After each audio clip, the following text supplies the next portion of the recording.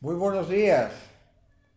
Hoy entramos a la quinta charla dentro del proceso que estamos viendo de las nuevas tendencias que se están produciendo en el derecho a raíz del descubrimiento que el ser humano es un ser libertad.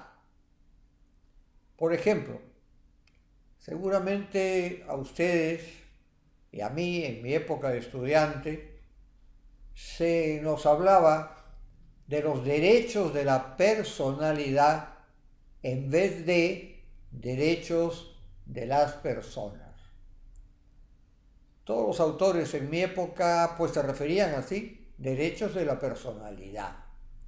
En mi concepto este es un error, porque hay que distinguir claramente el concepto persona del concepto personalidad.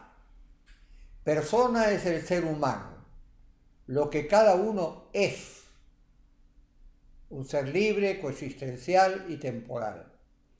Y personalidad no es el ser, sino la manera de ser de la persona, cómo se presenta en el mundo exterior. Por eso podemos calificar a una persona de prepotente, de generosa, de egoísta, de enérgica, de débil. ¿Y cuántos adjetivos se nos ocurran? Esa es su manera de ser, la manera de ser de lo que es de la persona.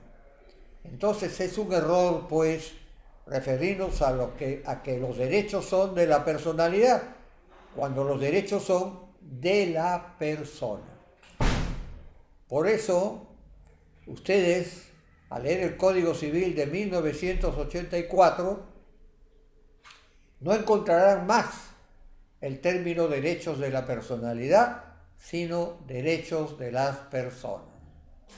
Este cambio pues se justifica a raíz de lo que venimos diciendo, del descubrimiento del ser humano como un ser libertad.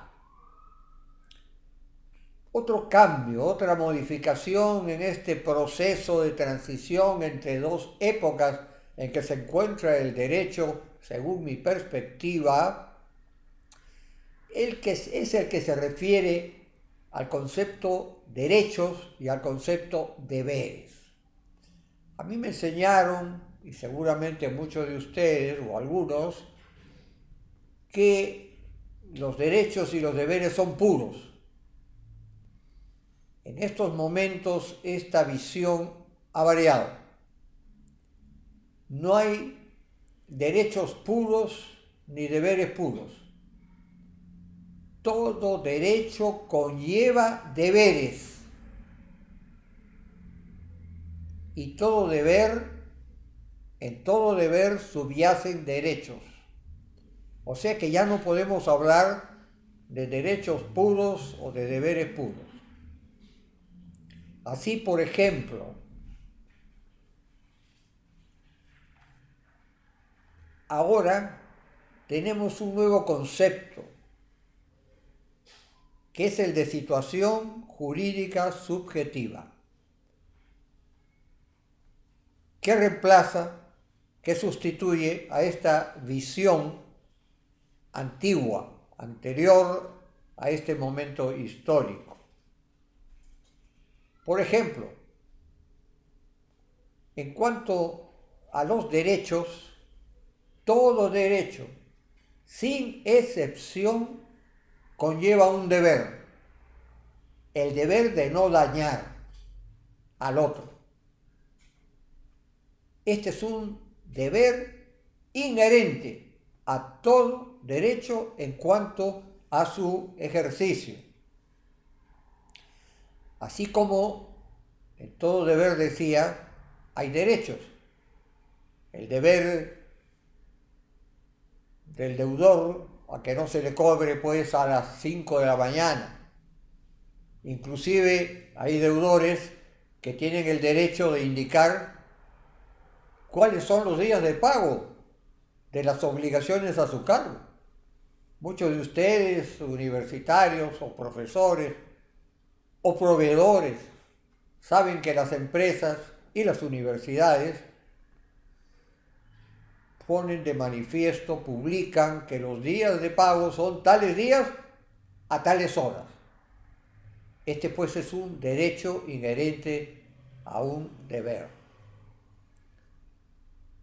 Pero además, decía, del daño